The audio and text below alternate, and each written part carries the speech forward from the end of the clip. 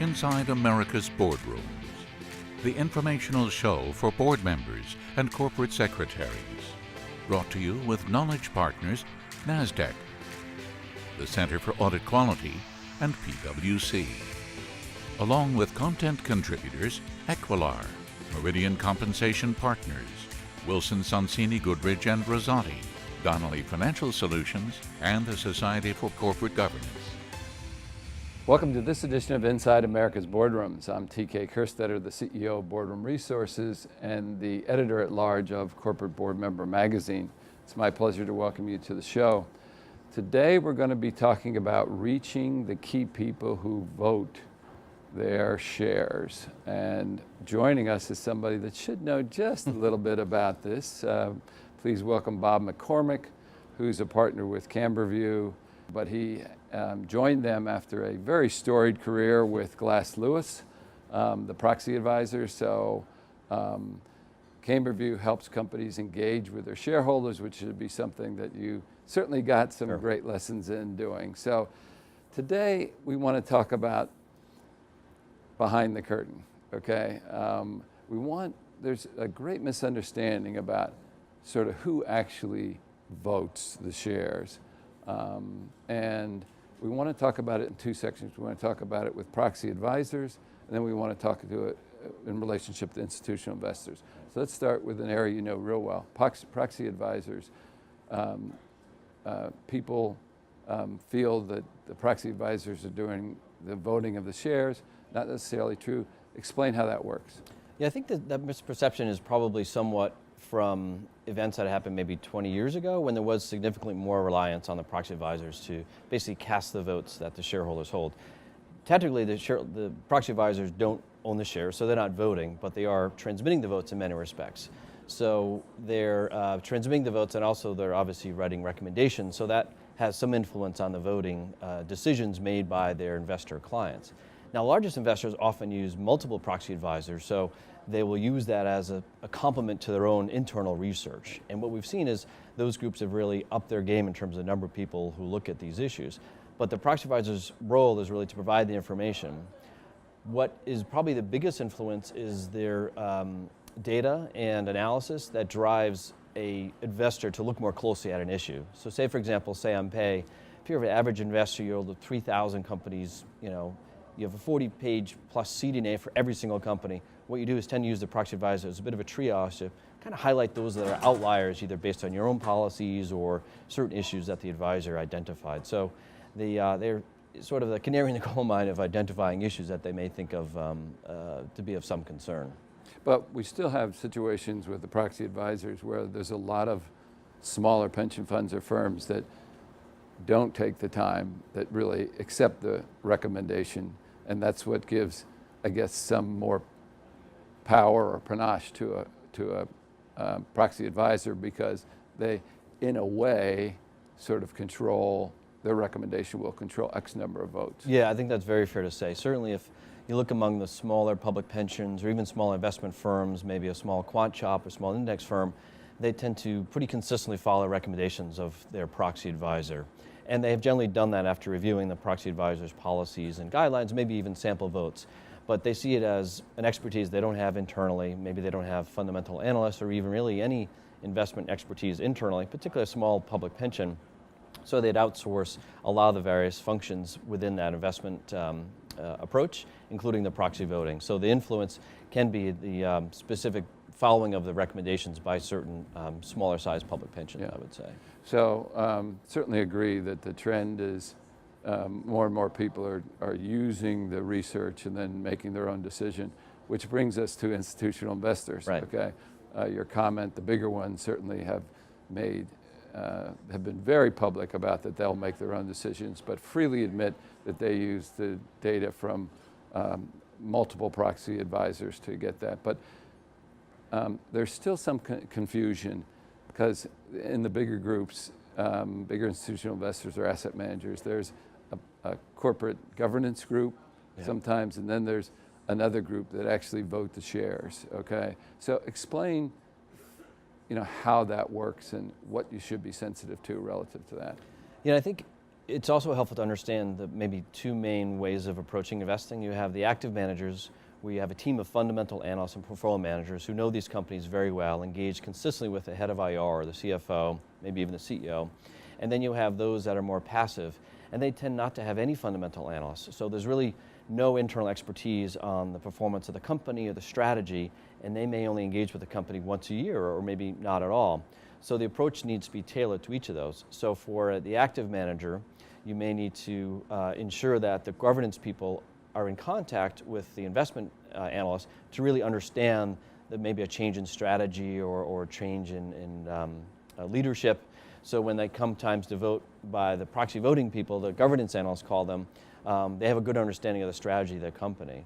When it comes to a pure governance-led team, such as the big index funds, then you really need to make sure that you educate them on the fundamentals of the company. They may have a general idea of what the company is, but particularly if it's a smaller to mid-sized company that they may not have heard of or may not be familiar with that exact business or the change in strategy or the cyclicality of that industry, you really need to make sure they understand that if that has some really impactful aspect of the design of the compensation program or the governance structure of the company. So that sounds easy, but I suspect that it's not as easy as it sounds. Yeah. You know, either getting time or having the right people to get the right message, you know, who on the board joins in that kind of thing so that the investor feels that there's participation at all levels.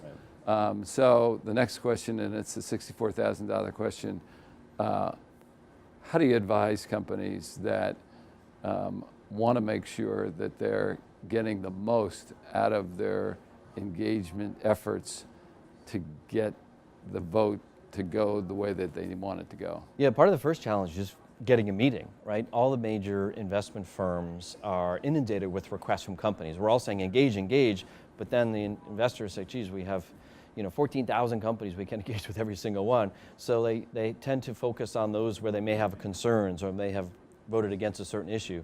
So if you're a company that doesn't have concerns and the investor declines the meeting, that could be a good sign, right? Sort of, they didn't have any concerns, therefore they don't need to meet you. But sometimes you do still want to get that meeting. So it's the knowledge of who to contact within that investment firm, and what's the hook to get them interested. It could be if you're changing strategy or there's a change in management. That may be something that's specific to your company. That isn't something that recurs every year. So that's the opportunity to engage on that one sort of new developing issue. And that's where it's important to reach out to the appropriate governance person, particularly at the large passive funds, to ensure that you're engaging with them. So you can ensure you get that meeting. Secondly, you want to make sure that when you have the meeting, you provide an agenda ahead of time so that the investor has the right people in the room. What we've seen is the larger investors, they might have someone who specializes in environmental social issues or someone who focuses on comp or a certain industry, to be sure. So it's important to let the investor know what the topics you want to talk about. And then related to that is who you're bringing. If you're going to bring a director, he or she should be very familiar with the types of questions that they may be apt to hear. And each investor may have a different perspective. State Street's been very vocal on gender diversity on the board, so they're going to definitely ask questions about that. Others may talk about more environmental issues if they have a more SRI type focus. So you really need to tailor the message for each investor. Well, and you also, none of the investors want to have an analyst show, with the PowerPoints going through there. And I'm sure, unfortunately, that's what happens on occasion. So there needs to be issues that are much more succinct. You have to take advantage of that opportunity. Absolutely. And I'm sure that's one of the keys is saying, okay, what has to be communicated and how best to communicate that and who should be in the room. Yeah, the least productive engagements are those where there's a 40, 50 page IR deck and the executives just kind of flip through that as if it's an investor presentation. Now, usually on the investor side, if it's an analyst, they're to be more aggressive about stopping and asking questions and probing and asking follow-up questions. The average governance analyst doesn't do that, so they might just kind of sit politely and listen to the whole presentation. But it's not an effective way of starting a dialogue. Yeah. And that's ultimately the most important part of the engagement is a fostering understanding. So what we found to be effective is maybe a 10 page or so slide presentation that is really geared towards a governance analyst. What is the company? What's their business?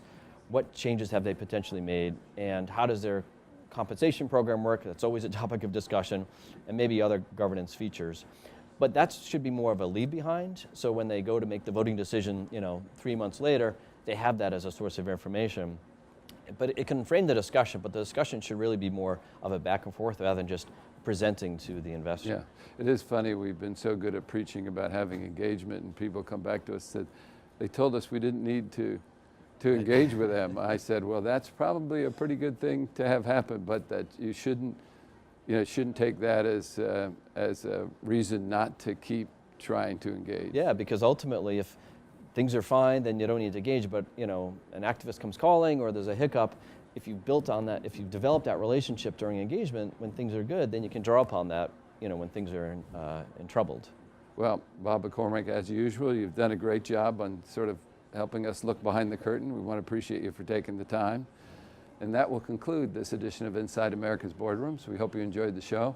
We'll be back again next week when we take another look at a critical topic that'll help you be a better board member or committee member. So we'll see you then. Join us again next week for Inside America's Boardrooms.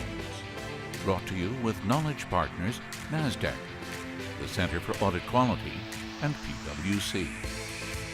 Along with content contributors Equilar, Meridian Compensation Partners, Wilson Sonsini Goodrich and Rosati, Donnelly Financial Solutions, and the Society for Corporate Governance.